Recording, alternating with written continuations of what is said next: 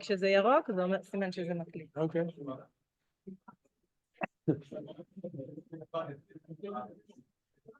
מייק, אם אתה צריך משהו, אני יושבת פה, תפנה לי.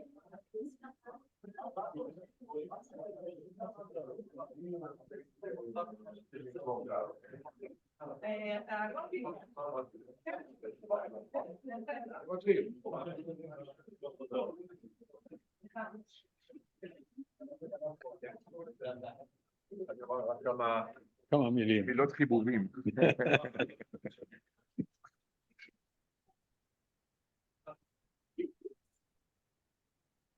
My dear friends, it is 12:15, time to start. So I'm Israel Finkelstein, the head of the school. You probably know me. And I will say just a few words to welcome Professor Trerner, who will share with us insights on the Silk Road, his work along the Silk Road. I have known Mike for many years. I think we go back something like 20 years or so. And more. Even more, perhaps. We cooperated in the scope of declaring sites in Israel, listing them as World Heritage Sites, and especially when it came to the biblical mounds of Megiddo Hatzor and Beersheba. And Mike was very pivotal in all this endeavor and in the relationship of Israel with the UNESCO. And for me, it is extremely important to host Mike here today, among other reasons, because of our interest in cultural heritage and the initiative here at the University of Haifa to have a Department of Cultural Heritage as part of the School of Archaeology. So Mike, welcome, and Gadi will give the rest of the introduction. Okay, thank you very much, Israel, and thank you, Mike. So, hello everyone. It is my honor to introduce today's speaker, Professor Michael Turner, a highly esteemed architect and professor at the Bethlehem Academy of Art and Design in Jerusalem. A graduate of the Bethlehem School of Architecture at the University College London, Professor Turner has spent decades at the forefront of urban planning and conservation. Since 2004, he has held the UNESCO Chair in Urban Planning and Conservation Studies. His extensive public service includes working at Israel's Ministry of Interior and leading the Municipal Planning Department of Jerusalem. In 1983, he founded his own firm specializing in historic cities, urban planning, and conservation projects. In 1999, Professor Turner became chair of the Israel World Heritage Committee, overseeing the inclusion of several sites on the World Heritage List, such as Masada, the old city of Akko, and the white city of Tel Aviv, and our own Nahal Me'arot, of course. Up there. He served on the World Heritage Committee from 2006 to 2009 and as vice president of his 2008 session in Quebec. With a long-standing involvement in ECOMOS Israel and other international organizations, he has been an advocate for resilience in historic urban landscape, contributing to the formulation of the 2011 UNESCO recommendation on the historic urban landscape. As an advisor to the director of the World Heritage Center, he has guided international policies on architecture, urban planning, and conservation. In Central Asia, he has been active in supporting the conservation of heritage in Azerbaijan and Uzbekistan, with mission to Baku, Samarkand, Bukhara, and Sharisbaz. He is co-editor of the upcoming trilogy to be published by UNESCO on architecture, monuments, and urbanism on the Silk Road. Today, Professor Turner will share his insight on urban and architectural extent of the Silk Road and route, giving us a comprehensive understanding of how architecture, as well as goods and ideas in general, were transferred along this east-west axis. Please join me in welcoming Professor Turner.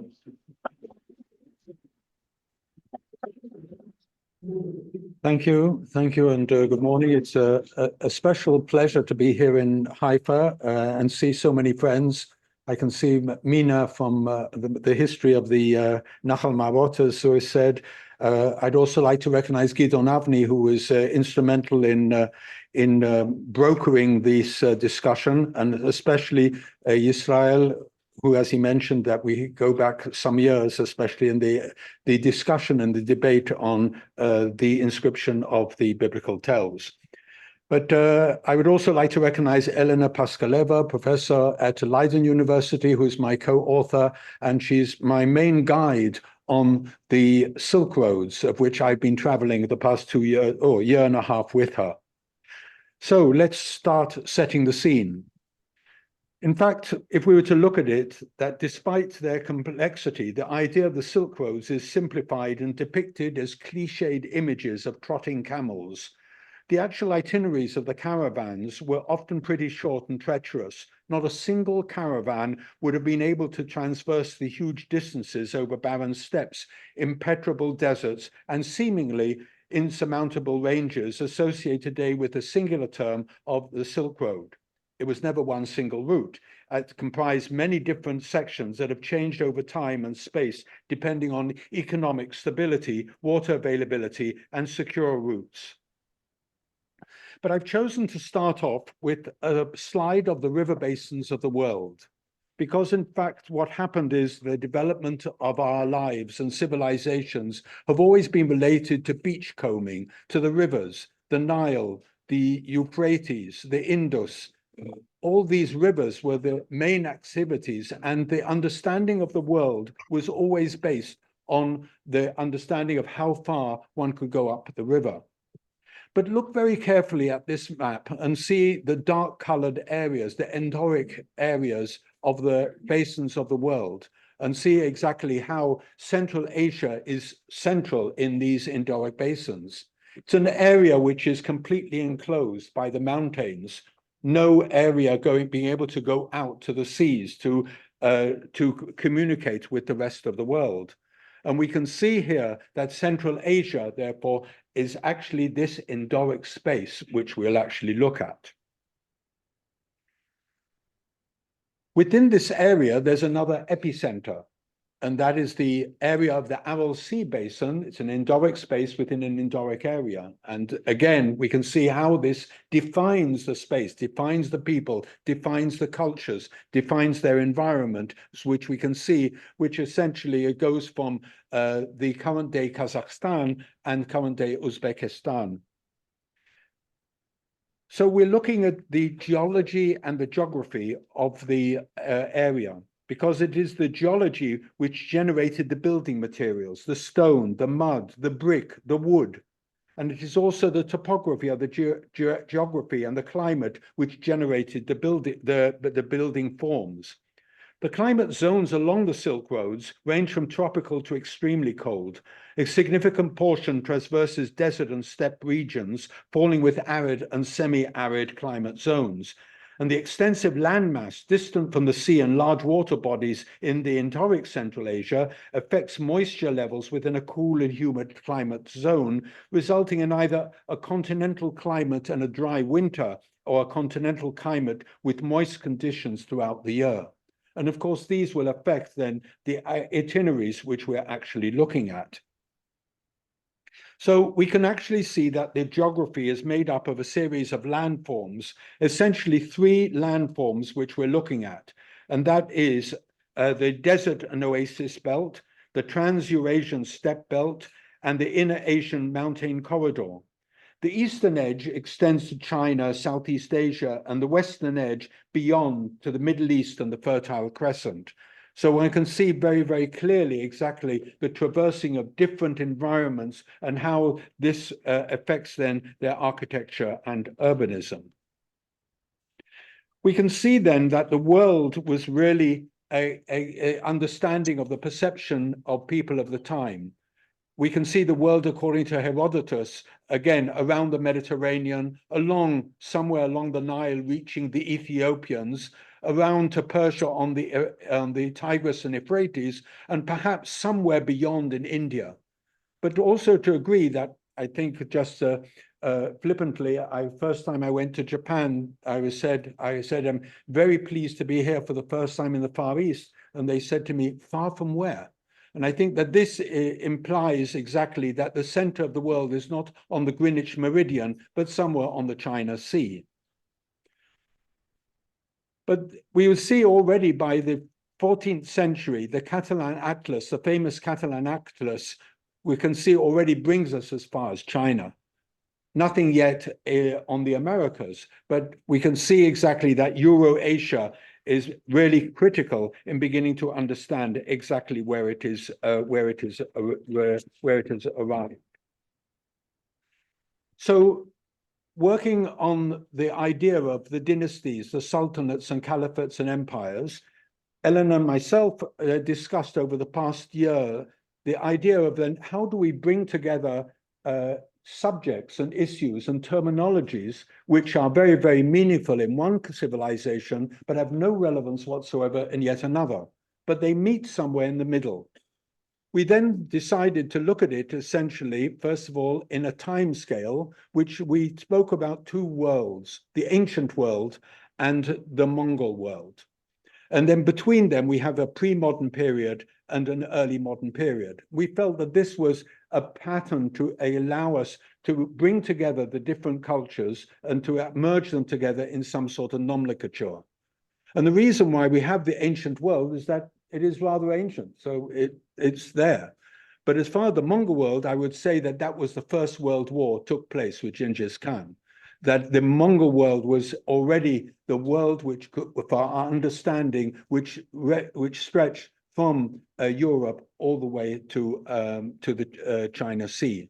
So the first thing is that we actually can see it within this drawing, the western edges in the bottom, then the Central Asia, and then the upper part, which you can see is then the main areas. And then we divided it into periods, but each period you can see is overlap. So you can see therefore exactly that the Mongol were overlap with the early modern period. You can see that therefore that the Mongol period also was within the ancient world, depends where you are. But this is the way of which we said that we have to then begin to put together an understanding of what was happening. But it's also interesting to see which are the longest standing empires and dynasties. Sogdian Empire is something which is really worthwhile to look at, or the Khotan Empire, the Byzantine Empire. But you can see the ones which are really the main backbone of our cultures, and their architecture is then responsive to that.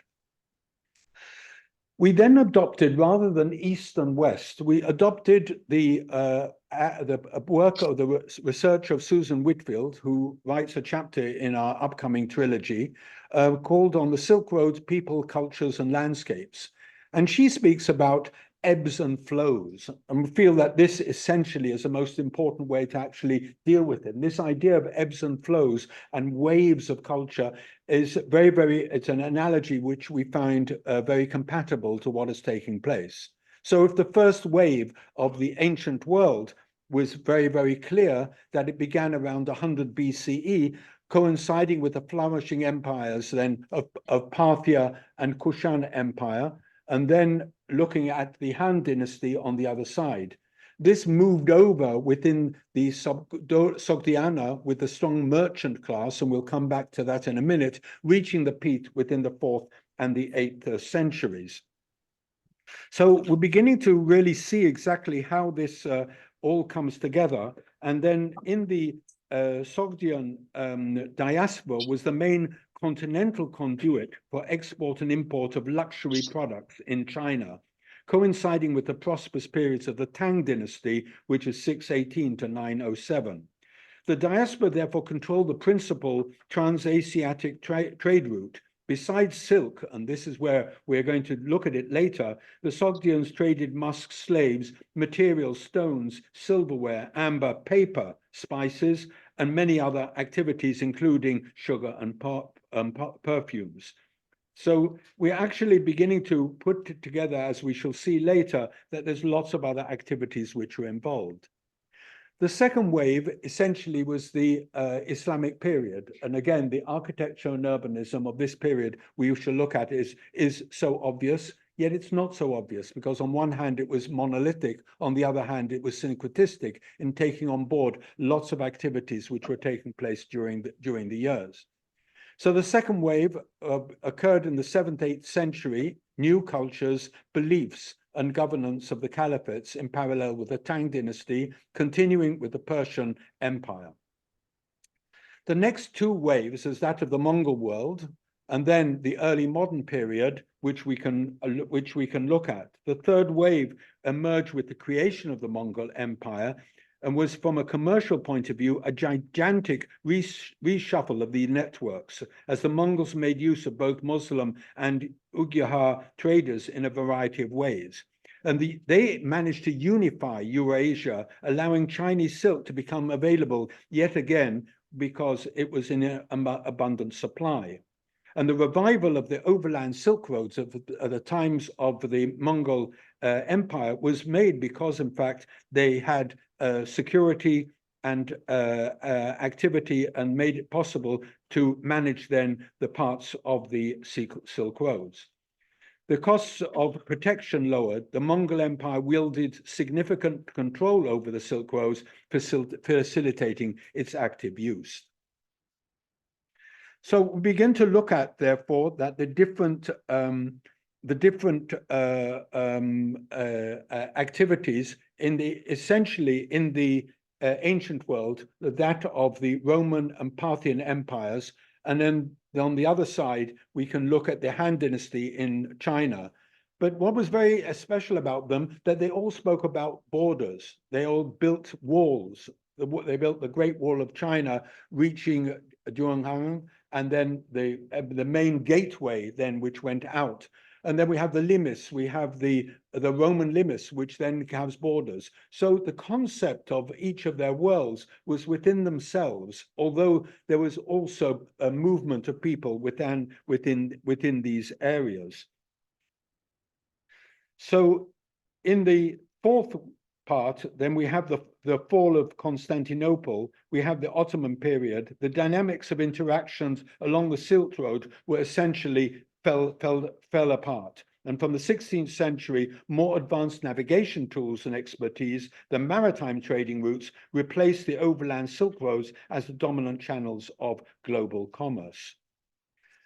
So again, we then begin to see exactly from those two elements, the empires with their architecture in that part, then they actually started to generate what was happening in this central area. But this central area was essentially the start of urbanization, the Tigris and the Euphrates, the Mesopotamia. And then in this area, we have then the Islamic caliphates, essentially then the Abbasid Caliphate, which moves over into the area of Persia, the Sasanian Empire, and these became therefore elements within the eastern and western edges.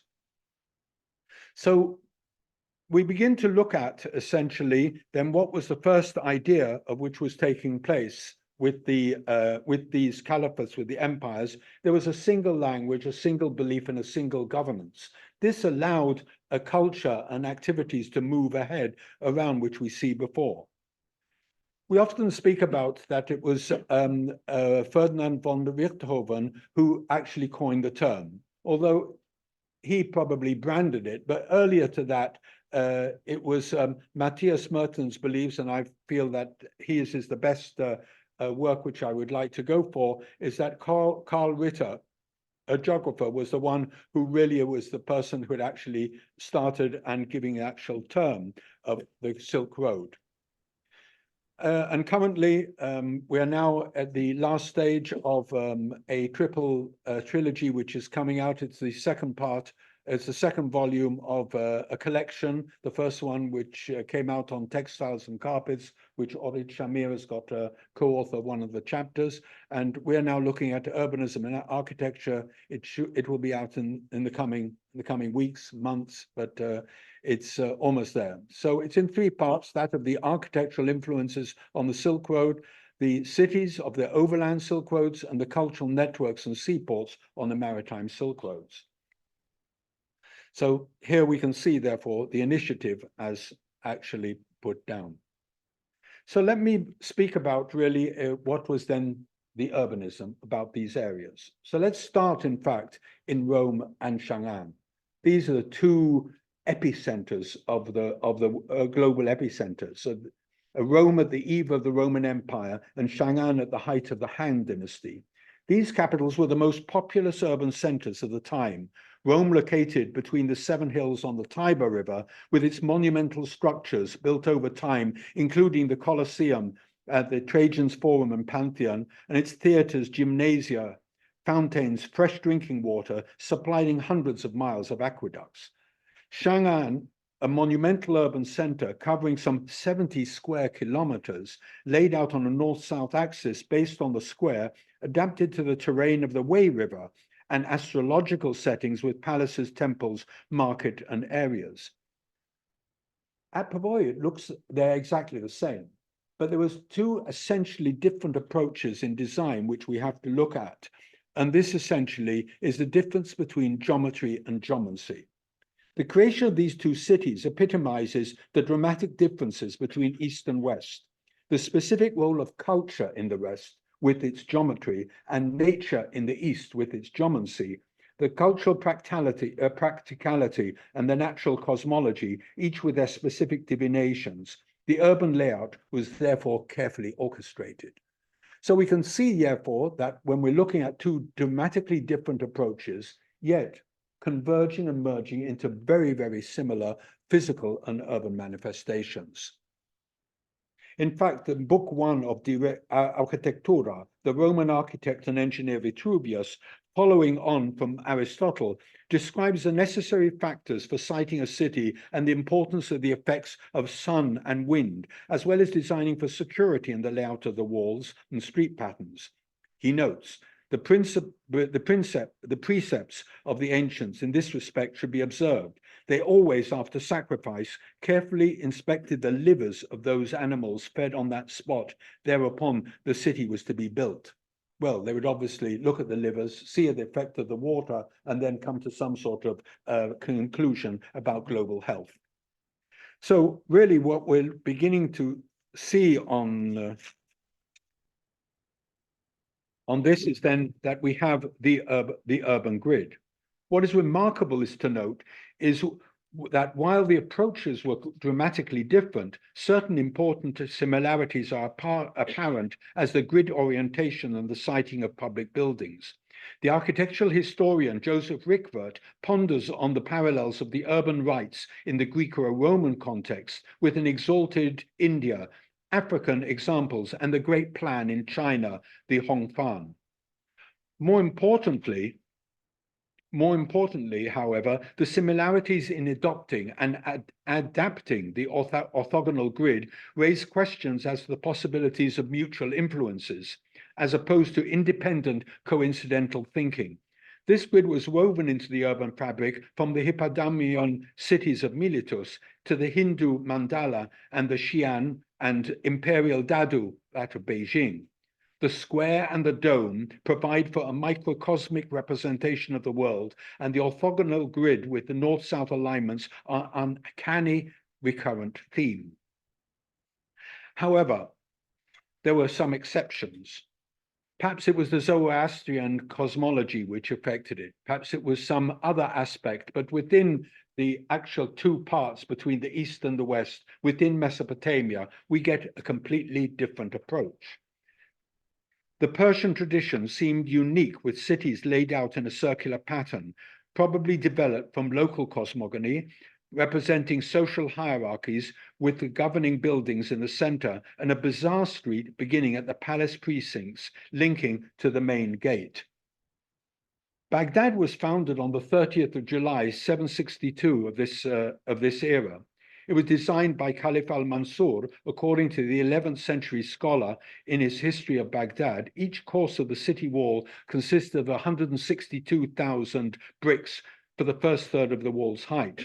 The wall was 80 feet high, crowned with battlements, flanked by bastions. A deep moat ringed the outer wall's perimeter. Thousands of architects and engineers, legal experts, surveyors were involved. The Abbasid Caliphate were brought in to survey, measure, excavate the foundations. Yaqubi, in his book of countries, thought there were 100,000 workers involved, challenging even the capacities of Herod the Great. They say that no other round city is known in all the regions of the world, according to El-Khatib al-Baghdadi. But by 766, the Mansur's round city was complete. The 9th century essayist polymath Al-Jarhiz said, "I've seen the great cities, including those noted for their durable construction.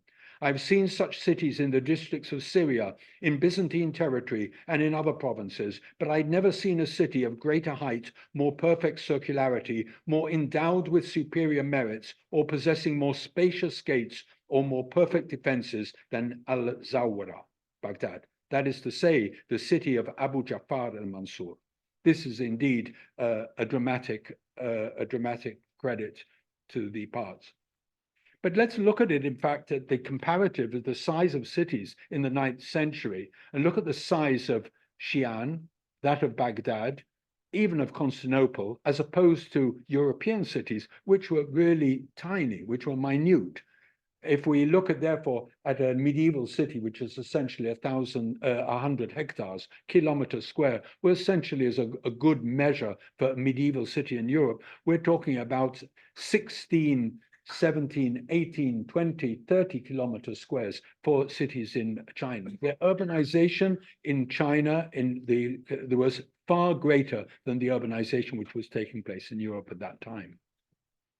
So let's really look at, therefore, at how, in fact, what was happening. What were the cultures which created these cities and their architecture? Nomadic pastoralists have been dominant military and political force in the region for thousands of years. However, urbanization in Mesopotamia already spread across the region of Sumer, beginning in 4500 BCE with the rise of the city of Uruk. The centralized rule and hierarchy of social classes with a division of labor and organized religion generated public buildings and monuments with a vast array of new inventions and discoveries, the potter's kiln, metallurgy, and the creation of synthetic materials, of which I think we saw some just before the 8th century in the laboratories of Guy and his wonderful assistants. In this phase of urbanization, markets and commerce emerge, with Sogdiana reaching a peak of wealth and prominence with a strong merchant class. During the 4th and 8th century CE, making Samarkand their home base. During this time, Sogdiana included a patchwork of oasis towns and rich agricultural lands uniquely placed between the great empires of the Asian continent. We can see that between the two individual walled empires of Rome and China, we then began to become then a new structure of actually straddling between these two parts. So, of course, we know so much about what was taking place from the diaries of people who were around at that time. Interesting to note the Buddhist monk of the 7th century, Shangzang, and then the Jewish traveler Benjamin Matudel of the 13th century, the Christian Marco Polo of the 14th century, and the Islamic Ibn Battuta of the 14th century actually brought together a dramatic story about what was happening in Central Asia. To this, we'll add a little bit later the Maritime of Captain Chuang He, but this will be something just to relate a little bit before, further. But if we were to look at Xingzan, that he in fact traveled some 16,000 kilometers, crossing the Gobi and Taklamakan deserts alone, and upon his return to Xi'an in 645, he compiled a comprehensive report to the Tang Emperor, inspiring the 16th century Chinese novel Journey to the West. But his descriptions of the abandoned Buddhist monasteries of Samarkand west to the religious attest to the religious diversity of Sogdiana. I think that what we're looking at, he recorded the numerous architectural sites, monuments, and cities quite accurately, which then still to this very day provide an important point of departure for understanding the history of the area. But we can see, therefore, that the two parts started to merge together, these ebbs and flows, which Susan Whitfeld makes and notes. So the travelers on the Silk Roads, if we were to look at it, also then have the idea of Benjamin Methuselah. Marcus Nathan Adler in 1907 had a wonderful English translation. It's probably the best translation of the diary of Benjamin Methuselah. But he also has an important introduction. We may ask what induced Benjamin to undertake his travels? What object or mission was he carrying? And he speaks about that the wandering Jew who kept up his communications with one country and another had a natural aptitude to trade and travel.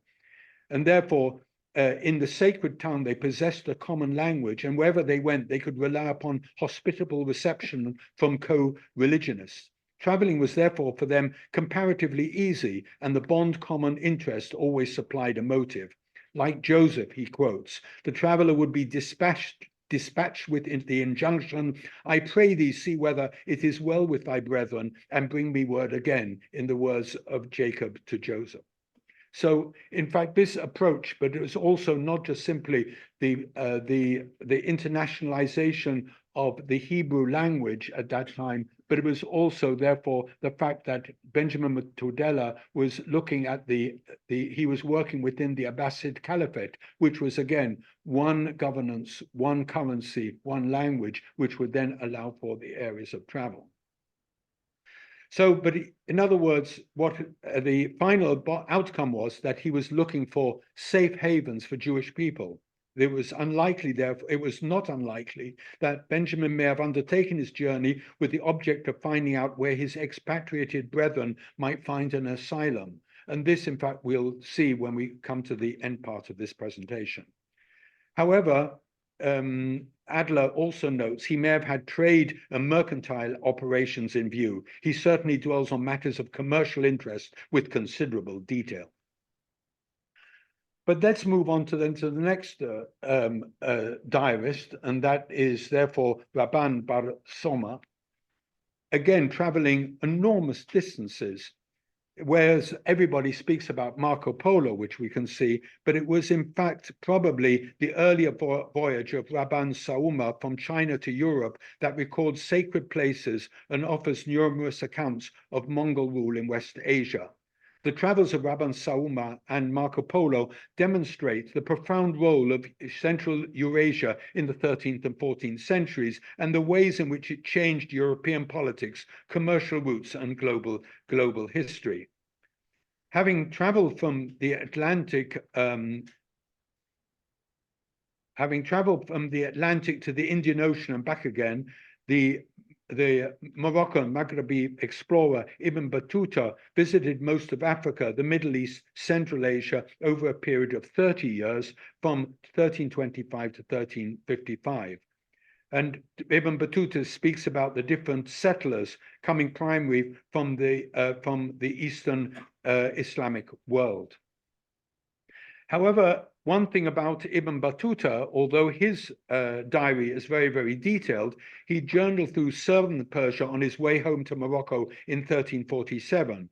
The architectural details in his main work, widely known as The Journey, are sometimes confusing. Occasionally, the Battuta mixed up places, names, or cities. For example, he confuses Kish with the present-day Shahrazad with Nasab in Uzbekistan. His credibility is also questioned when he fantasizes that an elephant would be able to climb the Qutb Minar in Delhi, or even the unicorn of Marco Polo. So anyway, that's roughly where it is. But anyway, they are important, of great importance, as they attest these Islamic shrines, as the tomb of Qutb bin Abbas had been venerated by the Mongols. Even though they were considered pagans in 1220, Islam was adopted as a state religion by the Khan in 1295. So these were the people on the overland routes.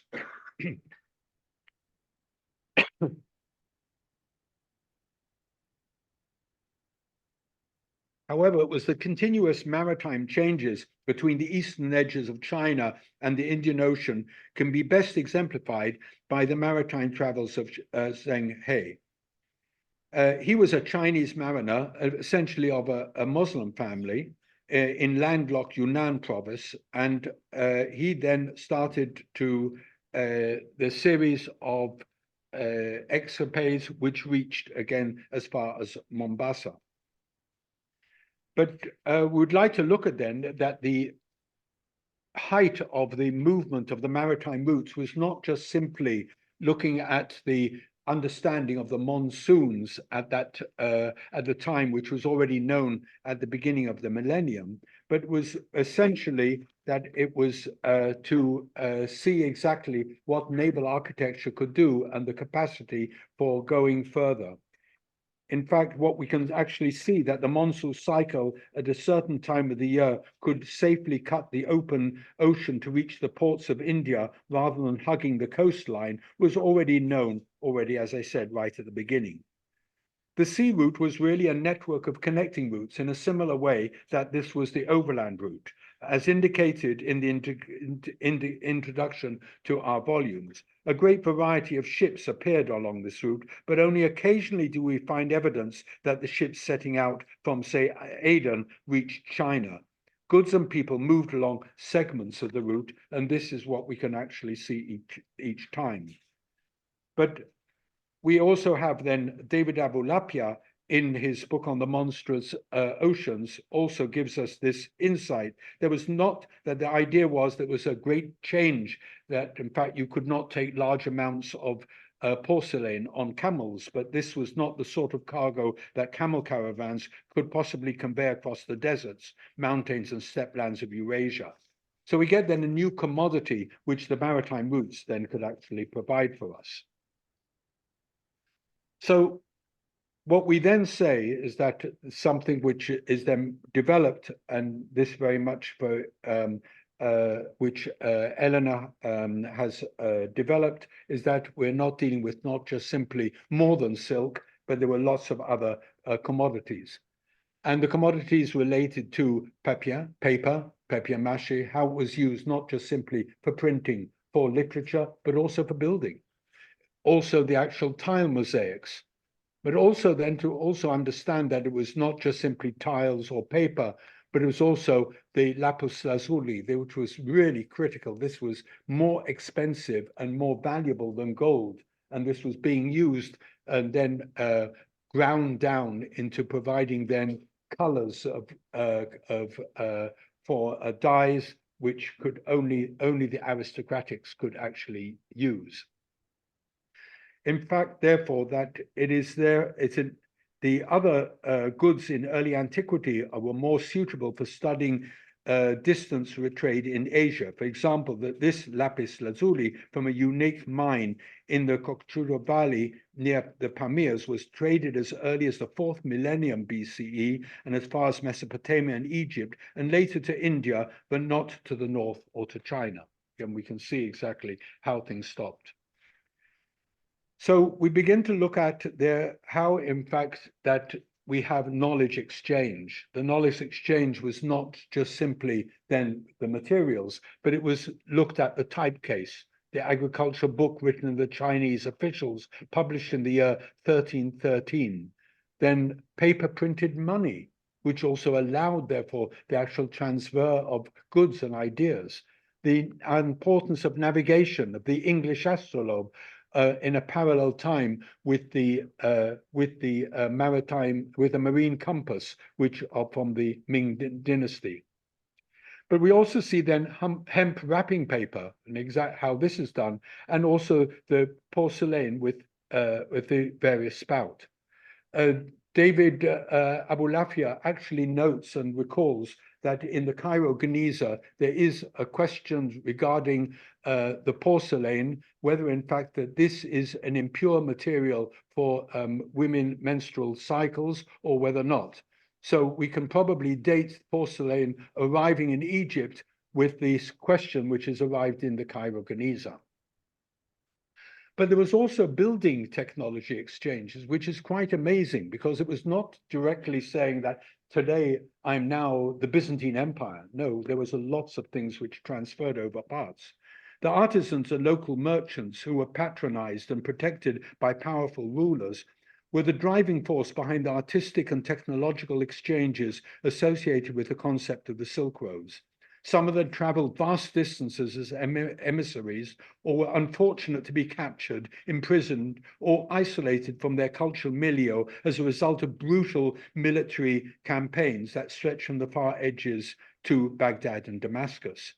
Although their fate was marred by the atrocities of war, they brought their agricultural ideas, innovative building techniques and skills to newly constructed capitals and royal workshops and their oppressors and patrons.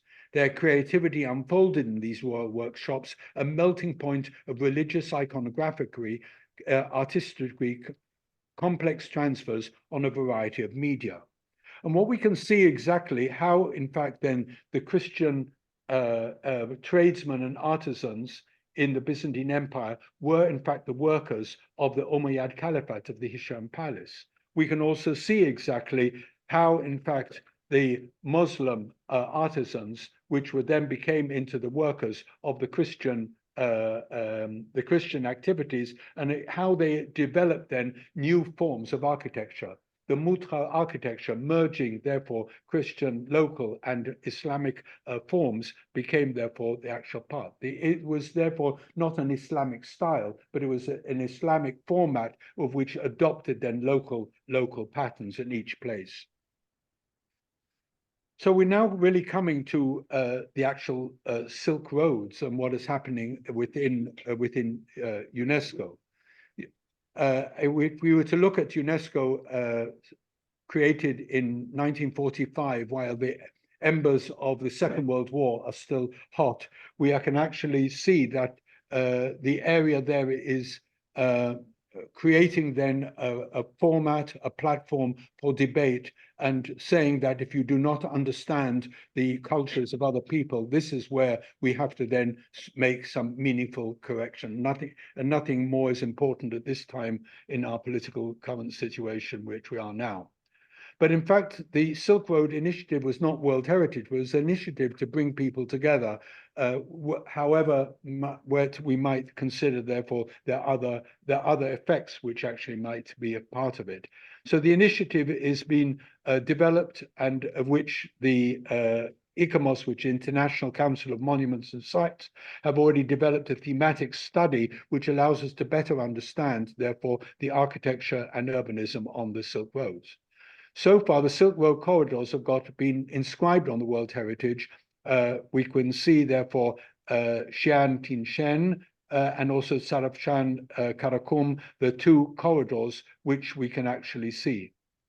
But to understand really is that the World Heritage Convention and the structure is essentially critical in generating the understanding of significance. What are the values that we're trying to then protect? What are the attributes of the values? So therefore, the activities of what we're seeing become then attributes, or the architecture become attributes of the value of the Silk Road, and not just simply values within themselves.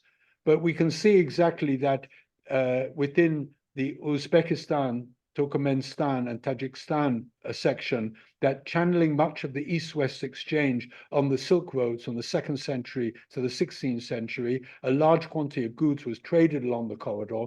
People traveled, settled, conquered, defeated here, making it a melting pot of ethnicities, cultures, religions, sciences, and technologies. The second corridor is that of the,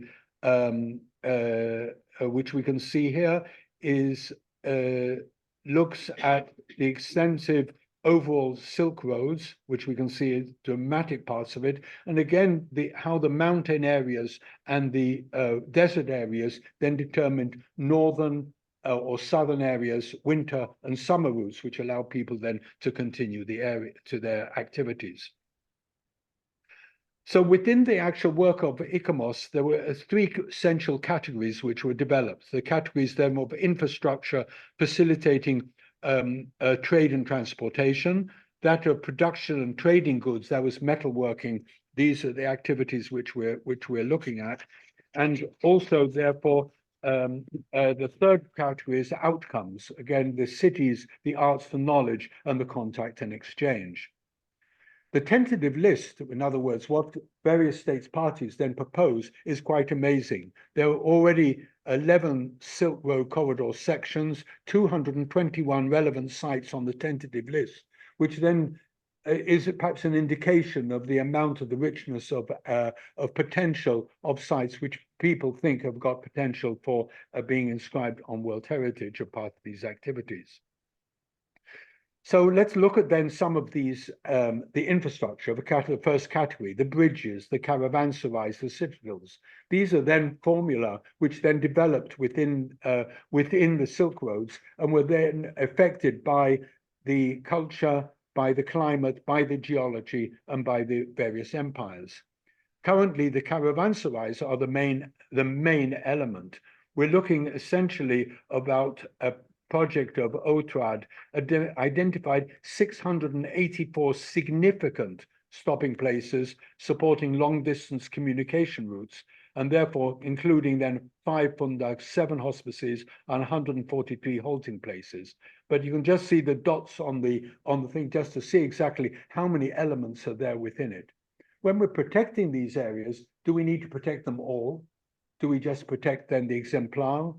How do we then look and evaluate then the importance of understanding to see then the system, the series about what is happening, and not the individual of what would happen? Then there's different parts of it. The urban caravanserais were in high value property of two stories, very, very compact, as opposed to areas of out of town caravanserais, which therefore had larger spaces. And these caravanserais were more as self-sufficient. There was no urban area around. They had to have their own water, their own market gardening, their own vegetables, but therefore they became sort of different patterns. So yes, they were all similar, but they were all very different. The bazaars, the mausoleum, the palaces and religious sites generated a pattern of their own. We would say, I don't think that anybody would say that a mosque in Samarkand is exactly the same as a mosque in Morocco. They're very, very different, yet they're the same Islamic faith.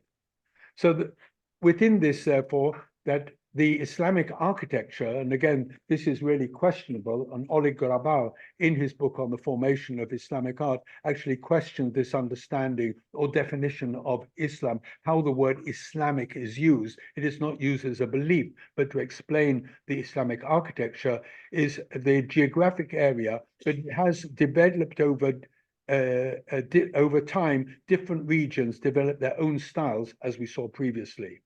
Similarly, the Buddhist religious architecture developed on the Indian subcontinent, and therefore we start getting syncretistic approaches, and which is so special and so unique within Central Asia. When we speak about syncretism, many times we say, oh, this is not very pure. This is sort of a merging. It's a really mishmash.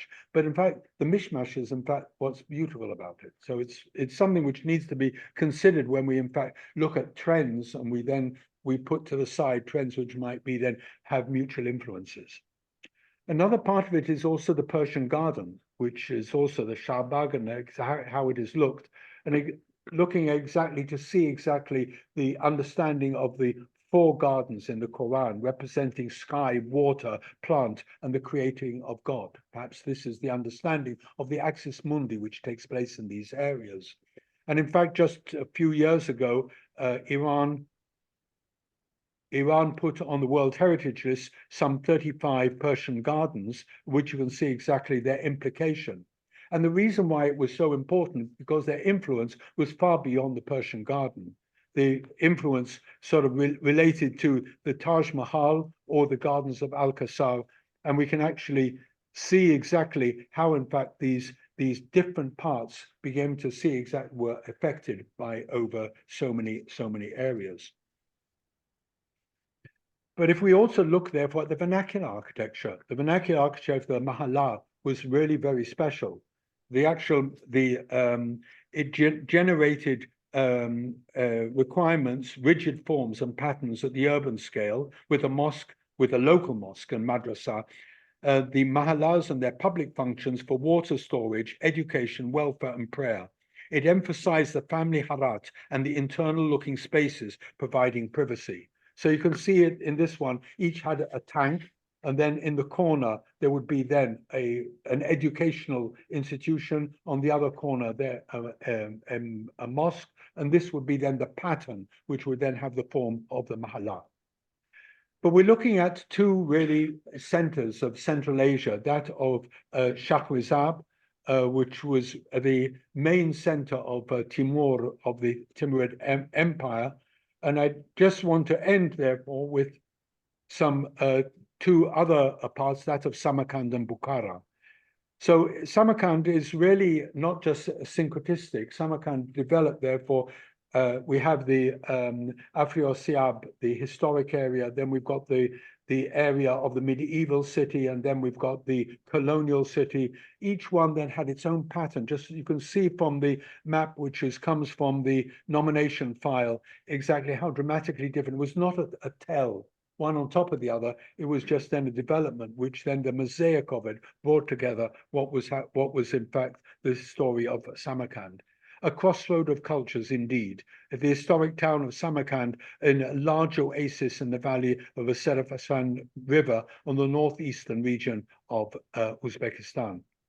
But we were to look also, this historic center of Bukhara is more than 2,000 years old and really the complete example of the medieval city, although undergoing enormous threats of urbanization.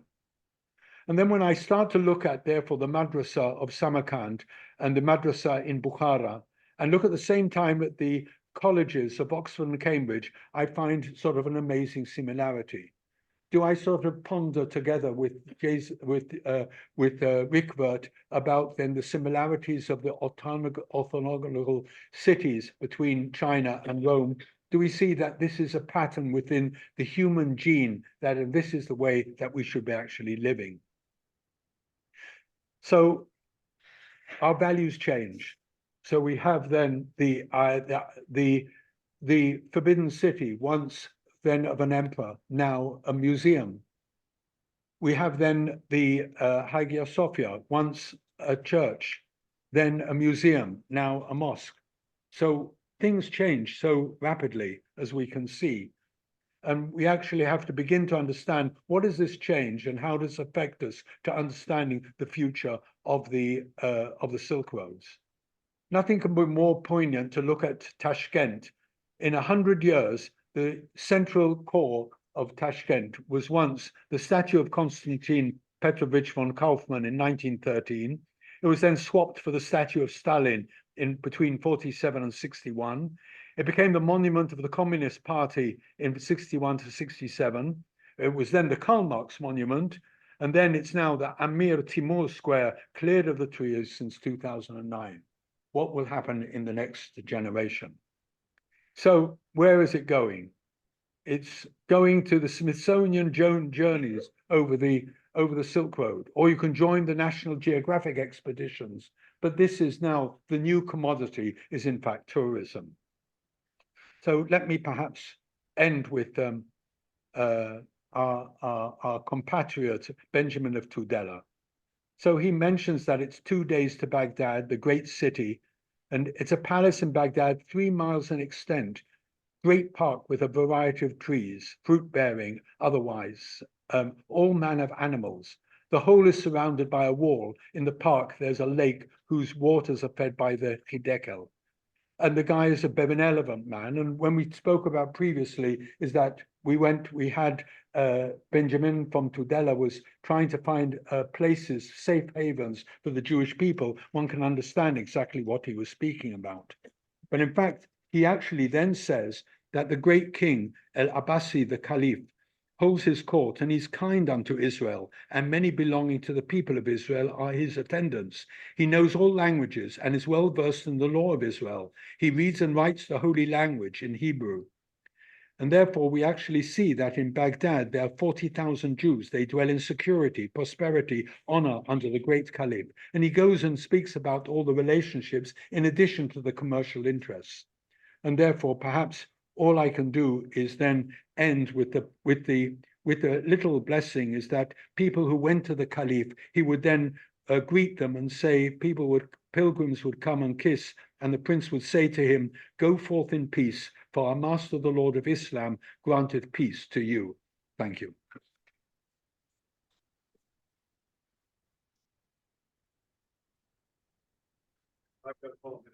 Fascinating. Yes, some questions.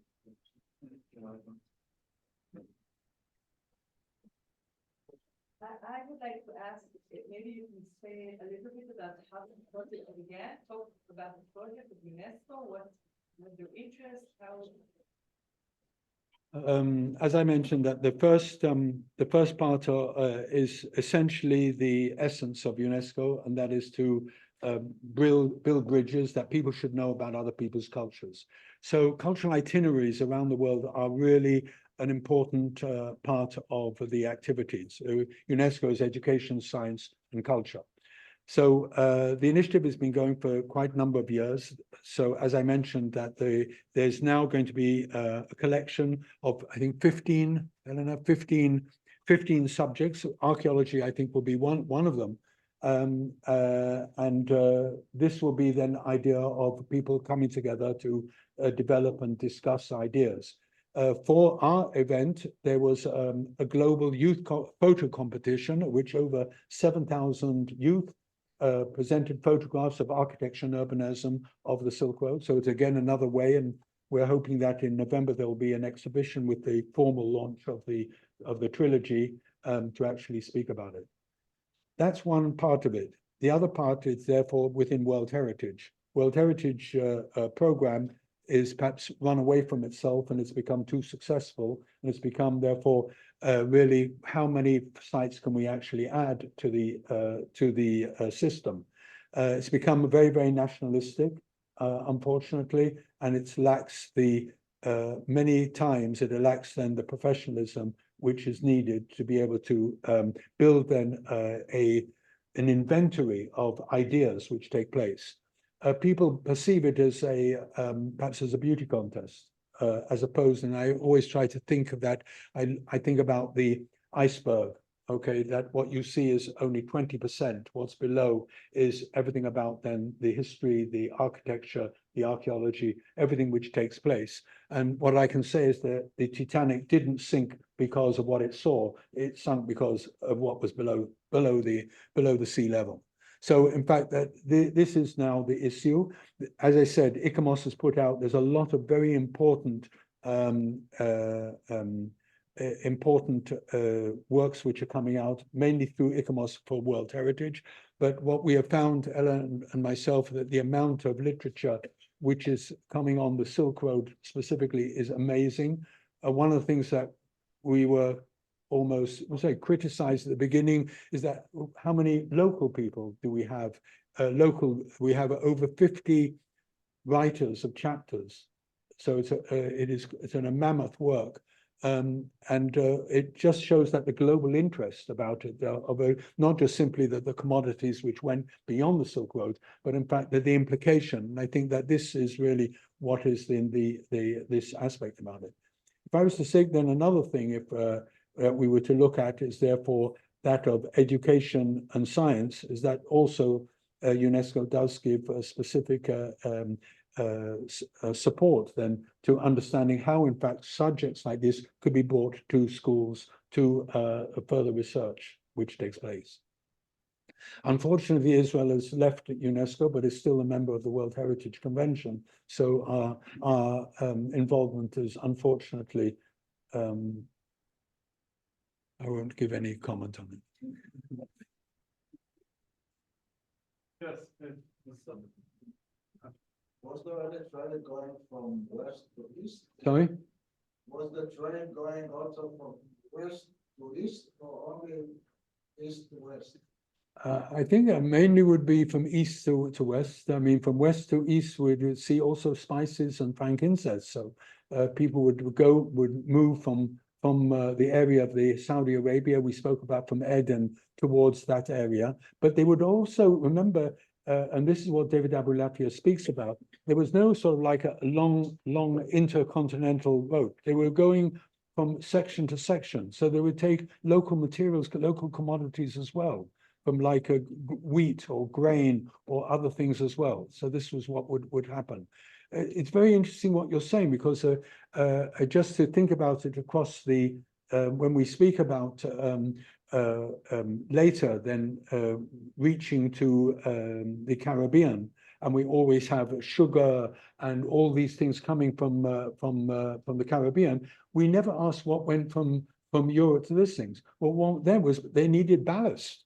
They needed to put things in the ship, otherwise the ship would not be able to make it. And strangely enough, one of the things which was in was stone for Jewish headstones for the for the cemeteries, the Jewish cemeteries in Suriname. This was some of the stuff which were, so they'd come up with some great ideas about what could you go in the past of it. But the main thing is that they were beachcombing all the time. So that would be the commodities. Eleanor, would you like to, is there something which I've missed there? Actually, there's both overlap.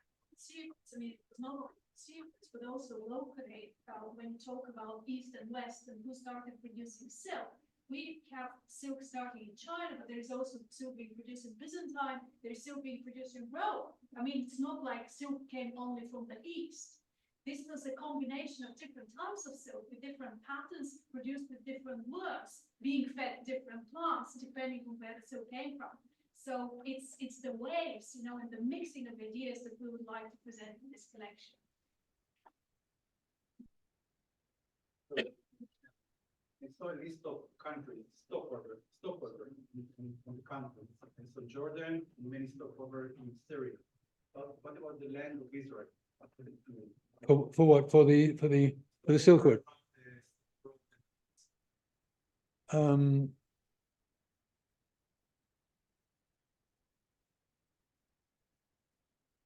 not too sure how to answer that. The main routes from what we would say was essentially from Tyre and Antioch. In other words, the instance route was essentially Gaza, Ashkelon, and that area. So that was mainly the route which went from the south.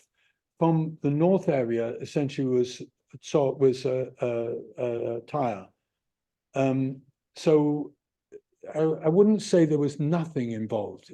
You can read sort of Benjamin Metudela. He goes via Jerusalem as well, naturally, and also makes mention of commercial interests which were involved in these areas. But I would think that I'm now learning from Guy and the team there that in fact that silk arrived in the Arava area. So, but it would again come up from behind and not from around. We're very open to other ideas on this.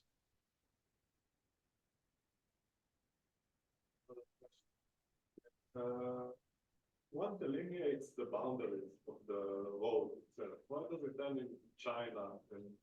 Well, it doesn't end in China. If you look at our sheet, it does go to Japan and Korea. In fact, one of the biggest questions which we had was, in fact, is Japan part of the maritime route or the overland route? I had said, well, I've been to Korea and I've been to Japan. And I actually one has to take a boat to make that things. And they said, no, it is part of the overland route. They did not consider it. The people in that, the person who wrote from the Japanese did not consider it that way. So yes, we do have, and we called it, that's why we said, we didn't say east and west, we said edges. So therefore the edges change, you know, that's what it is. And in fact, when we speak about, then we moved as far as the Levant, and we thought of ending in Alexandria, Tyre, Antioch, Istanbul, the Eastern Mediterranean, well, then it links to the Italian city-states. So it gets to Genoa, Venice. And then we get to Valencia, which has got then silk trading companies, and they're moving on to the Caribbean. So we do have we have 2 chapters on Northern Africa, the Maghreb and Northern Africa, and the Iberian Peninsula and beyond. So yes, it's a global story. Any other question? Thank you, Michael.